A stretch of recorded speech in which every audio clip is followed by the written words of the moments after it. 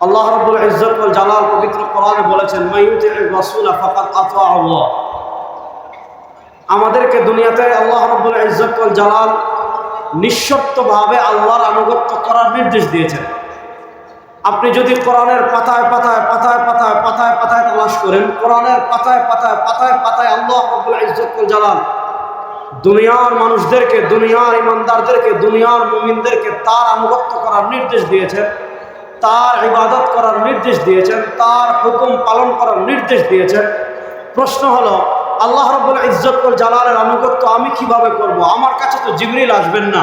আল্লাহ রাব্বুল ইজ্জত ওয়াল জালালের আনুগত্য আপনি কিভাবে করবেন? আপনার কাছে তো জিবরিল আসবেন না, আপনার কাছে ওহী আসবে না, আপনার কাছে আসমানি কোনো কিতাব আসবে না।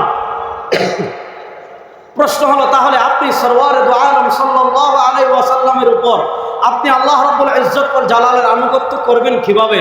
আপনি আপনার মনগড়া পদ্ধতিতে আল্লাহ রাব্বুল ইজ্জত ওয়াল জালালের আনুগত্য করলে হবে না। আপনি আপনার মনগড়া পদ্ধতিতে আল্লাহ রাব্বুল ইজ্জত ওয়াল জালালের ইবাদত করলে হবে না। প্রশ্ন হলো, আপনি আল্লাহর আনুগত্য করবেন কিভাবে? আল্লাহর আনুগত্য সঠিক হচ্ছে নাকি বেঠিক হচ্ছে? আল্লাহর আনুগত্য আপনি সঠিক পদ্ধতিতে করছেন নাকি বেঠিক পদ্ধতিতে করছেন? আপনি জানবেন কিভাবে? আপনি চিনবেন কিভাবে? আল্লাহ রাব্বুল ইজ্জত ওয়াল জালাল পবিত্র কোরআনে বলেন, শোনো, দুনিয়াতে তুমি যদি আল্লাহর আনুগত্য করতে চাও, পথ একটা রয়েছে, মাইয়ুতির রাসূলা ফাকাদ আতা আল্লাহ। যদি তুমি সরওয়ারে দু আলম সাল্লাল্লাহু আলাইহি ওয়াসাল্লামের আনুগত্য করো, যদি তুমি জনাবে মুহাম্মদুর রাসূলুল্লাহ সাল্লাল্লাহু আলাইহি ওয়াসাল্লামের আনুগত্য করো, রাসূলুল্লাহ সাল্লাল্লাহু আলাইহি ওয়াসাল্লামের আনিত পন্থায় তুমি যদি আল্লাহর আনুগত্য করো, তাহলে তুমি আল্লাহর আনুগত্য করেছো। আর যদি সরওয়ারে দু আলমের আনিত পন্থা বাদ দিয়ে খাজার পদ্ধতিতে, বাবার পদ্ধতিতে, মানুষের বানানো পদ্ধতিতে তুমি যদি আল্লাহর আনুগত্য করতে চাও, তুমি ভণ্ড ছাড়া কিচ্ছু না।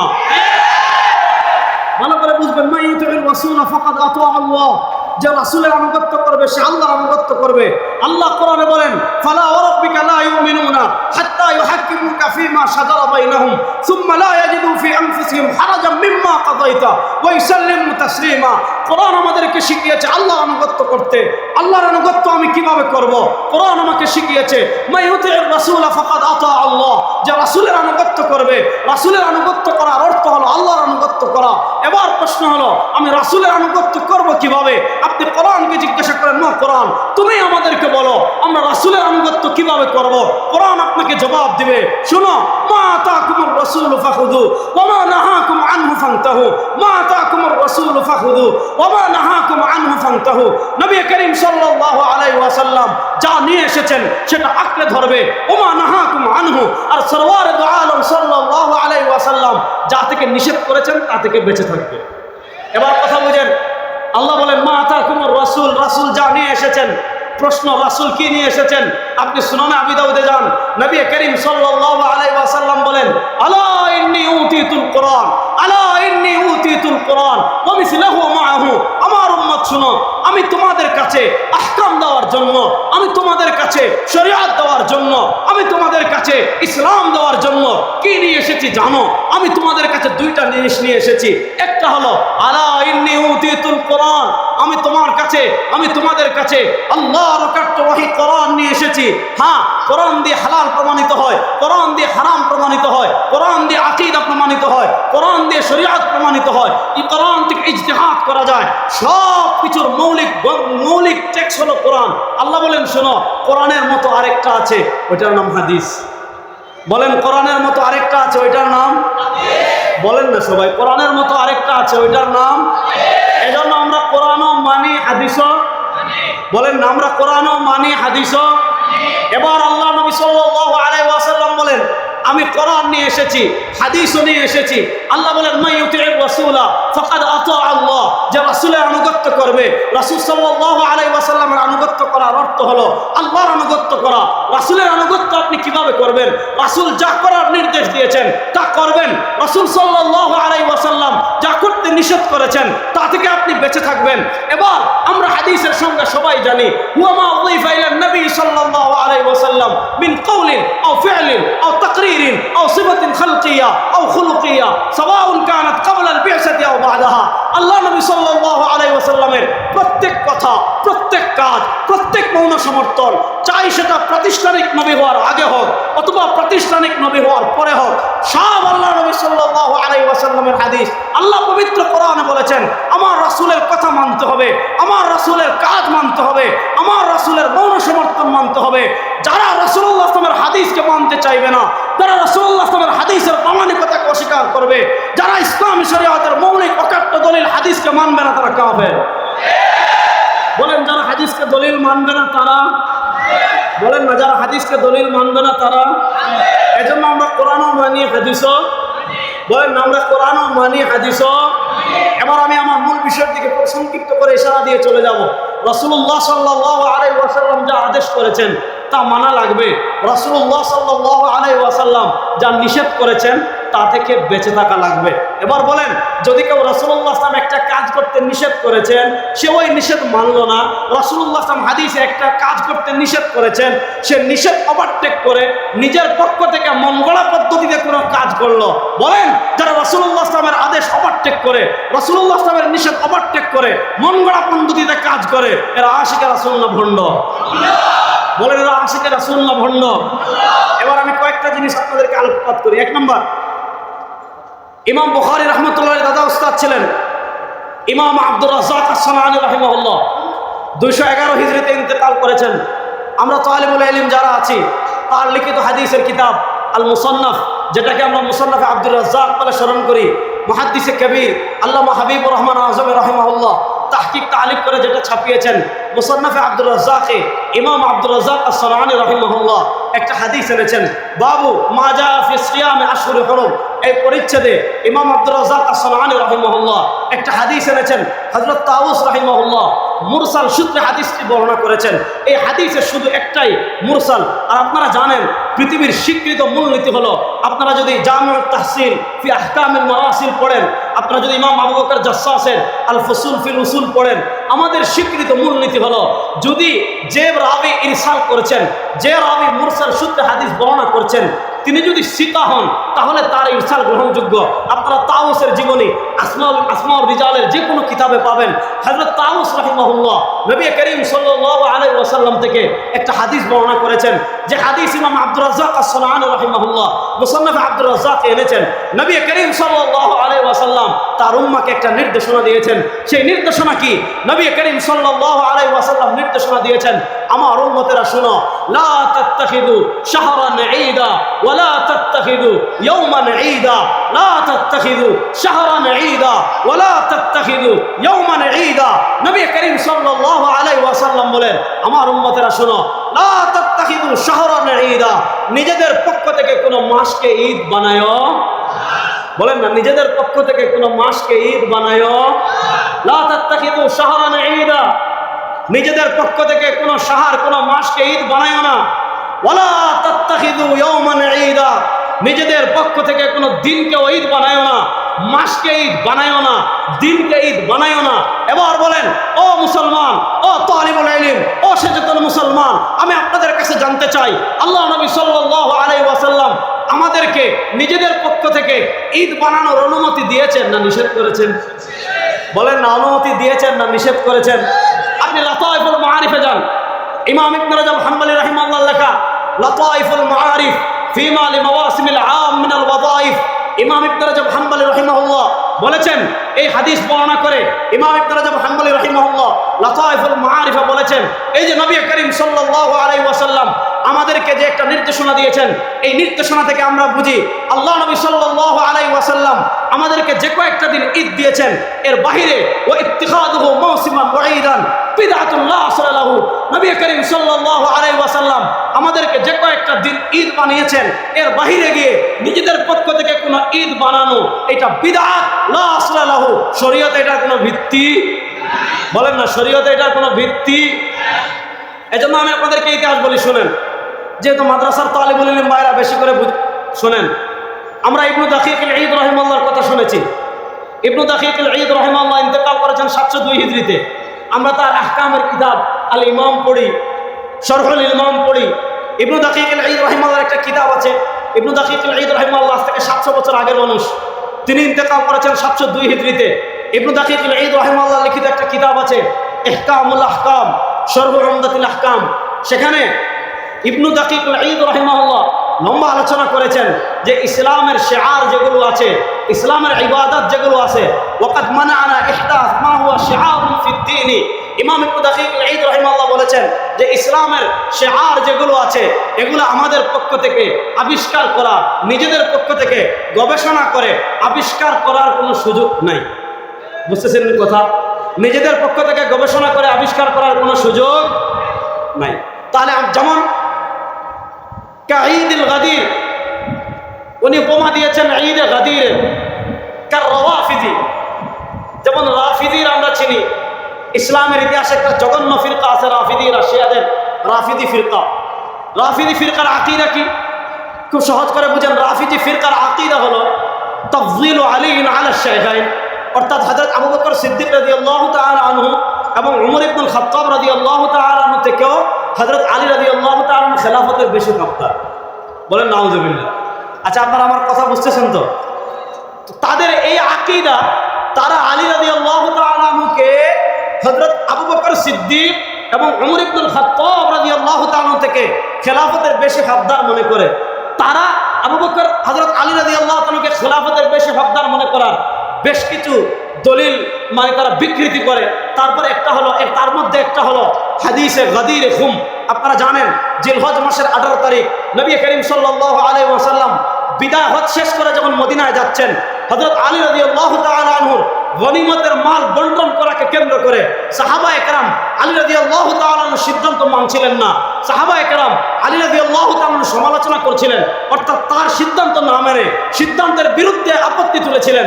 আল্লাহ নবী সাল্লাল্লাহু আলাইহি ওয়াসাল্লাম গাদিরে খুম নামক জায়গায় হযরত আলী রাদিয়াল্লাহু তাআলার ব্যাপারে বলেছিলেন, মান কুনতু মাওলাহু ফাআলিউল মাওলা, আমি যার মাওলা আলীও তার মাওলা, আমি যার অভিভাবক আলীও তার অভিভাবক। এই হাদিস খেলাফত সংক্রান্ত ছিল না।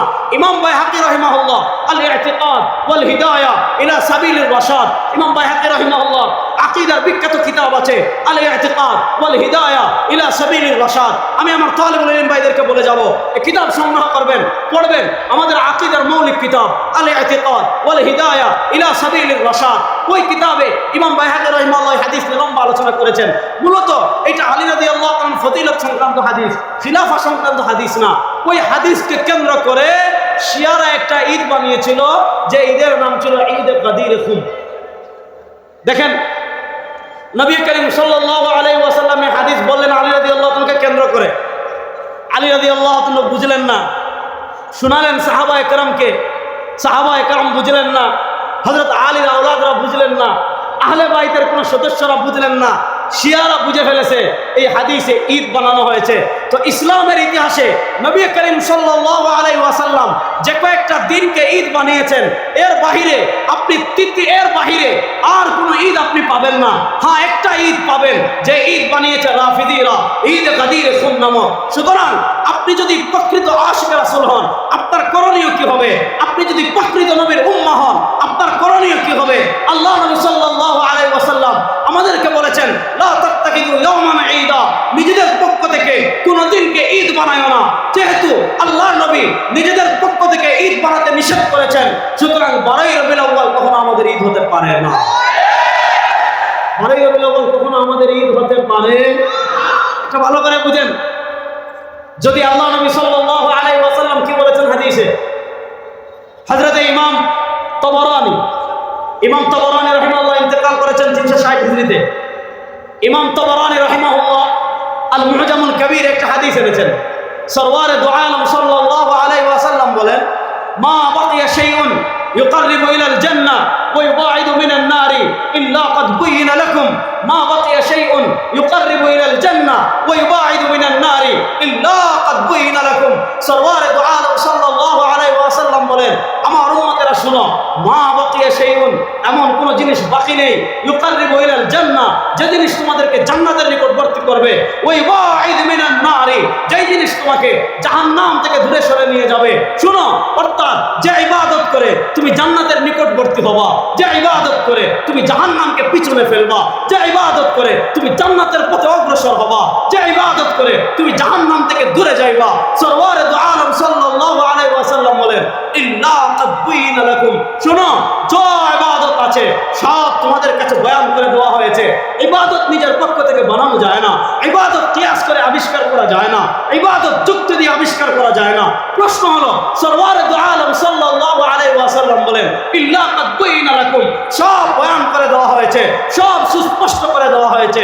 প্রশ্ন হলো নবী বলেন সব সুস্পষ্ট করে দিয়েছি, তাহলে সবার চেয়ে বড় ঈদ 12ই রবিউল আউয়াল সম্পর্কে আল্লাহ নবী কিছু বলেন না? কথাটা বুঝতে পারতেছি? 12ই রবিউল আউয়াল পবিত্র ঈদে মিলাদুন নবী বলেন, অথবা 12ই রবিউল আউয়াল এখন তো আর ঈদে মিলাদুন নবী রয় নাই, এখন এটা হয়ে গেছে সকল ঈদের সেরা ঈদ। তো প্রশ্ন হলো আল্লাহ নবী সাল্লাল্লাহু আলাইহি ওয়াসাল্লাম নামাজ শিখালেন, ঈদ শিখালেন, হজ শিখালেন, যাকাত শিখালেন, শরীয়ত শিখালেন, ইসলাম শিখালেন, সাইয়্যিদুল আয়াত সম্পর্কে কিছু শিখালেন না। তাহলে প্রশ্ন হলো আল্লাহ নবী ইসলাম কি তাহলে আমাদের থেকে কিছু লুকিয়ে গিয়েছেন? পরে নাউজুবিল্লাহ। দেখেন আমরা ফিকহে হানাফিকে ফলো করি, খুব ভালো করে বুঝবেন তালিবুল ইলম ভাইরা। ফিকহে হানাফির মৌলিক স্তম্ভ হলো 4টা। বলেন কয়টা? একটু জোরে বলেন না কয়টা? লম্বা আলোচনার সুযোগ নাই। ইমাম ইবনু আবিল আওয়াম রাহিমাহুল্লাহ ফাদাইলু আবি হানিফা ওয়া আখবারু তালিবুল ইলম ভাইরা পড়বেন। ইমাম ইবনে হাজার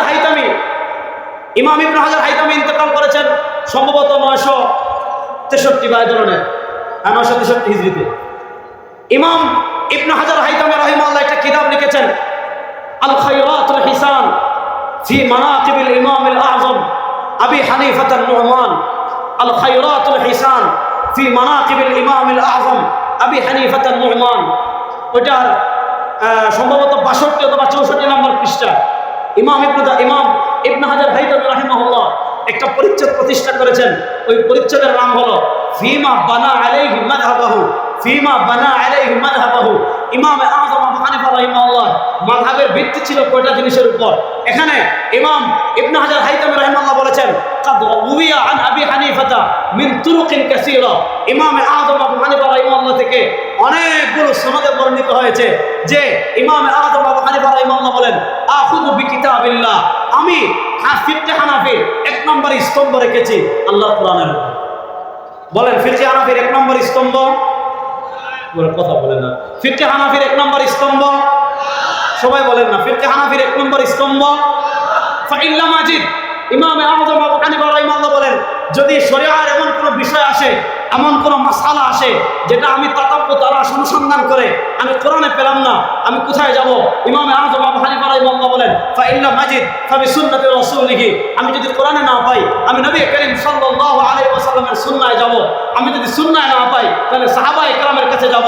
আমি যদি সাহাবায়ে কেরামের কাছে না পাই ফাইদান তাহাল আম ইলা আমির ওয়া শাবি ওয়া আতা আজতাহিদু কামা ইজতাহাদু হুম রিজাল ওয়া নাহনু রিজাল। যদি কোরআনেও না পাই, যদি হাদিসেও না পাই, যদি সাহাবায়ে কেরামে না পাই, যদি বিষয়টা তাবিঈদের পর্যন্ত আসে, তাহলে অন্যান্য তাবিঈরা যেমন ইজতিহাদ করেছেন আমিও তেমন ইজতিহাদ করব। তারাও মুজতাহিদ, আমিও মুজতাহিদ। এজন্য ইমাম আযম আবু হানিফা রাহিমাহুল্লাহ ইজতিহাদের দিকে আসেন কখন? ইমাম আযম আবু হানিফা রাহিমাহুল্লাহ ইজতিহাদের দিকে আসেন যখন কোরআনে পান না, যখন হাদিসে পান না, যখন জামাতে সাহাবায়ে পান না, তখন ইজতিহাদের দিকে আসেন। এবার প্রশ্ন হলো মিলাদুন নবী মানে আল্লাহ নবী সাল্লাল্লাহু আলাইহি ওয়াসাল্লামের জন্ম।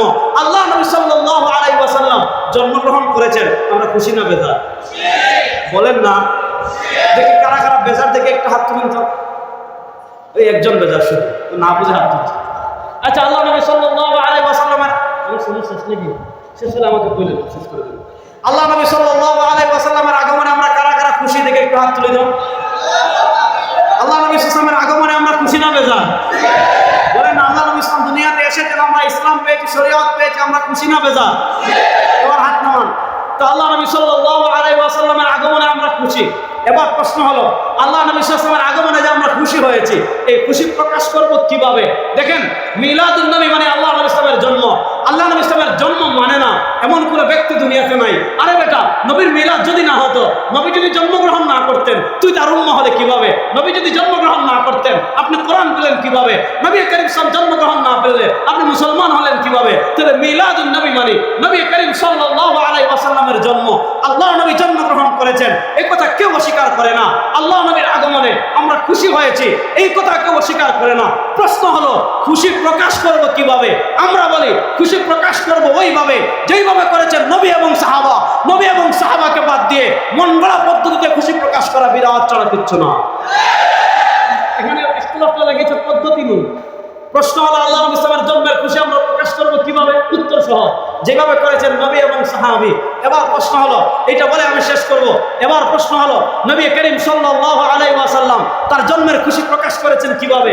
আপনি তিনটা হাদিস আমি বলবো, তিনটা হাদিসের মৌলিক টেক্সট হলো একটা, ইমাম মুসলিম রাহিমাহুল্লাহ সহিহ মুসলিমে হাদিস এনেছেন, হযরত আবু কাতাদা আনসারী রাদিয়াল্লাহু তাআলা থেকে হাদিস এসেছে, আল্লাহ নবী সাল্লাল্লাহু আলাইহি ওয়াসাল্লাম প্রত্যেক সোমবারে রোজা রাখতেন। কি বারে? বলেন না, কি বারে? হযরত আবু কাতাদা আনসারী রাদিয়াল্লাহু তাআলা বলেন, সুইলা রাসূলুল্লাহ সাল্লাল্লাহু আলাইহি ওয়াসাল্লাম আন সিয়াম ইয়াউমিল ইসনাইন, আল্লাহ নবী সাল্লাল্লাহু আলাইহি ওয়াসাল্লাম সোমবারে রোজা রাখতেন।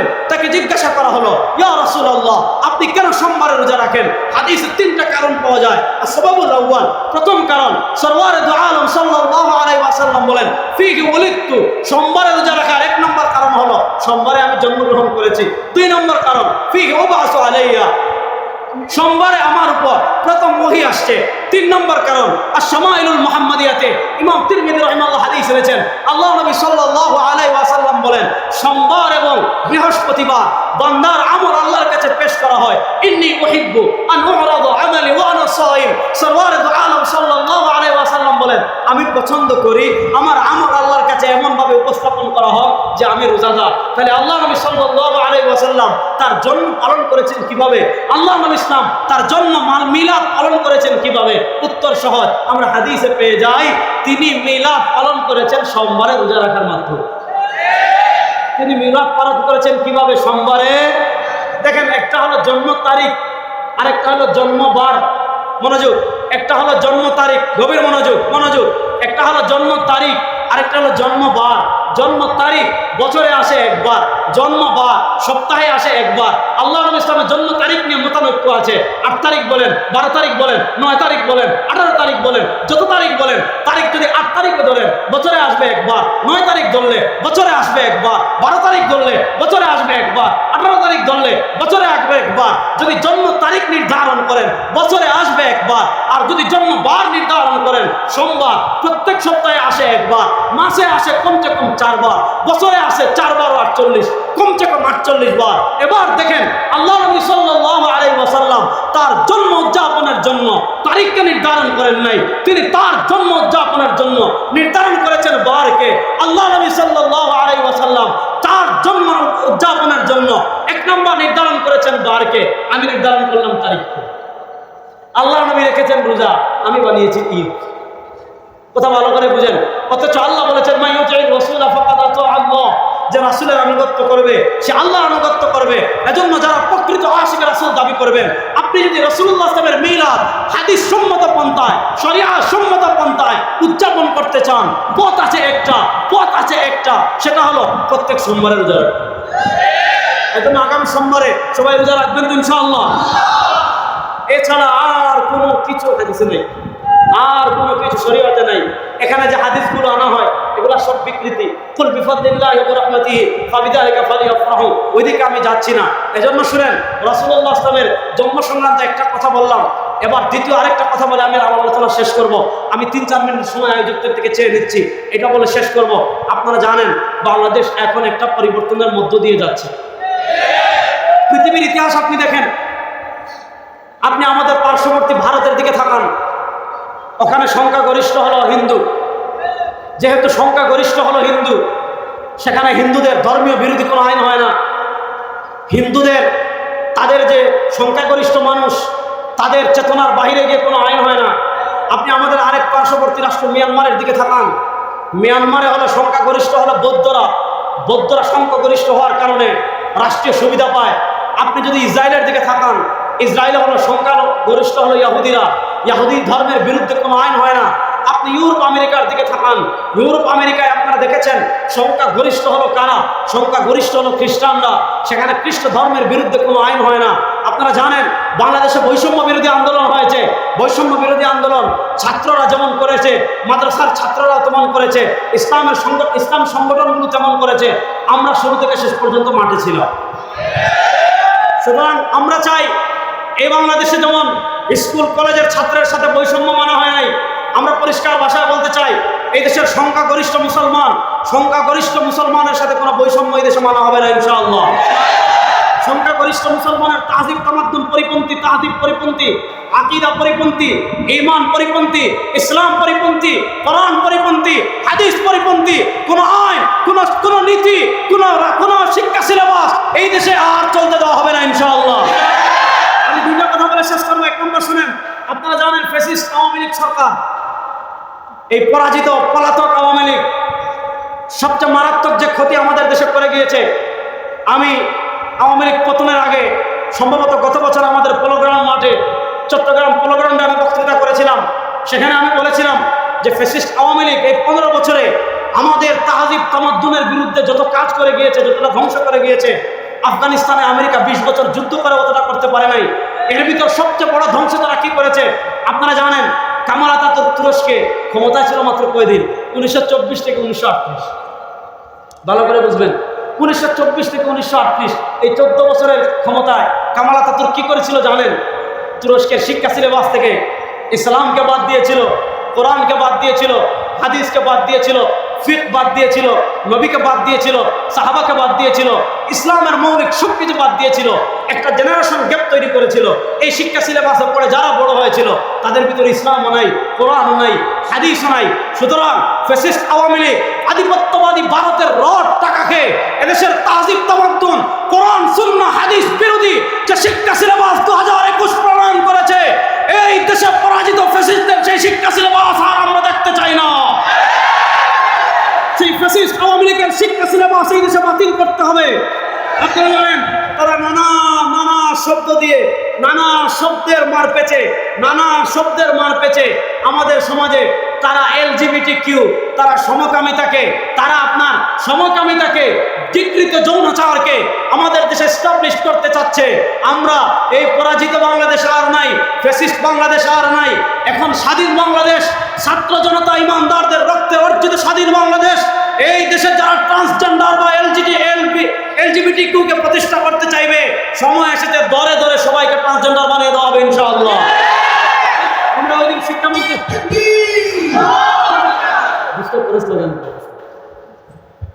আমরা শোনেন ওই দিন শিক্ষা সিলেবাস নিয়ে আমরা শিক্ষামন্ত্রীর সাথে দেখা করেছি। আমরা 500 পৃষ্ঠার গবেষণাপত্র দিয়ে এসেছি যে ফ্যাসিস্ট আওয়ামী লীগ 2011 সালে শিক্ষা সিলেবাসে যে পরিবর্তন করেছে, বিকৃতি করেছে। কি লিখেতে জানেন? আমাদের বাংলাদেশ নাকি একসময় ভারতের অঙ্গরাজ্য ছিল। এগুলো আমাদের পাঠ্য বইয়ে আছে। তো আমরা বলে এসেছি যে শোনেন, আপনারা যে অন্তর্বর্তীকালীন ক্ষমতায় সরকার আছেন, আপনাদের পায়ের তলার মাটি কিন্তু আমরা, আপনাদের পায়ের তলার মাটি কিন্তু আওয়ামী লীগ না, আপনাদের পায়ের তলার মাটি কিন্তু নাস্তিক না, আপনাদের পায়ের তলার মাটি কিন্তু বামপন্থী শাহবাগীরা না। আপনারা কিন্তু ক্ষমতায় যে শক্তির উপর ভর করে দাঁড়িয়ে আছেন, সেই শক্তি হলো দেশপ্রেমিক সাধারণ মুসলমান। সুতরাং আমরা বলে এসেছি, এই দেশপ্রেমিক সাধারণ মুসলমানের তাহজিব তামাদ্দুন, কোরআন সুন্নাহ আকীদা বিরোধী শিক্ষা সিলেবাস যদি আবার বাংলাদেশের মানুষের উপর চাপিয়ে দেওয়ার চেষ্টা করা হয়, আপনাদের পায়ের তলায় মাটি থাকবে না বলে গেলাম ইনশাআল্লাহ। সুতরাং আমাদের শিক্ষা সিলেবাসে, আপনি আমাদের শিক্ষা সিলেবাসে মহাত্মা গান্ধীর জীবনী পড়াবেন, শেখ মুজিবের জীবনী পড়াবেন, অমুকের জীবনী পড়াবেন, আর আমাদের শিক্ষা সিলেবাসে পৃথিবীর শ্রেষ্ঠ মানুষ সরওয়ারে দো আলমের জীবনী থাকবে না, আবু বকরের জীবনী থাকবে না, উমরের জীবনী থাকবে না, উসমানের জীবনী থাকবে না, আলীর জীবনী থাকবে না। ওই শিক্ষা সিলেবাস আর এই দেশে চলতে দেওয়া হবে না ইনশাআল্লাহ। সুতরাং যারা যেই জায়গায় আছেন এই শিক্ষা সিলেবাসের বিরুদ্ধে আওয়াজ উঠাবেন। কমসে কম 2012 শিক্ষা সিলেবাসে ফিরে যাবেন, অথবা তার আগে যাবেন। 2021 সালে যে শিক্ষা সিলেবাস হয়েছে এটা আর চলতে দেওয়া হবে না। আগামী কিছুদিন পরে নতুন বই আসবে, আমরা পর্যালোচনা করছি। যদি দেখি পরিবর্তন না হয়েছে, বাংলাদেশে এমন আগুন জ্বালিয়ে দেওয়া হবে বঙ্গোপসাগরের পানিতেও নিভাতে পারবেন না ইনশাআল্লাহ। কথা হবে। আল্লাহ সবাইকে ভালো রাখুক, সুস্থ রাখুক। ইন আসাবতু ফামিনাল্লাহ ওয়া ইন আখতাতু ফামিন্নি ওয়া মিনাশ শাইতান। সুবহানাকাল্লাহুম্মা ওয়া বিহামদিকা আশহাদু আল্লা ইলাহা ইল্লা আনতা আস্তাগফিরুকা ওয়া আতুবু ইলাইক। আসসালামু আলাইকুম ওয়া রাহমাতুল্লাহ।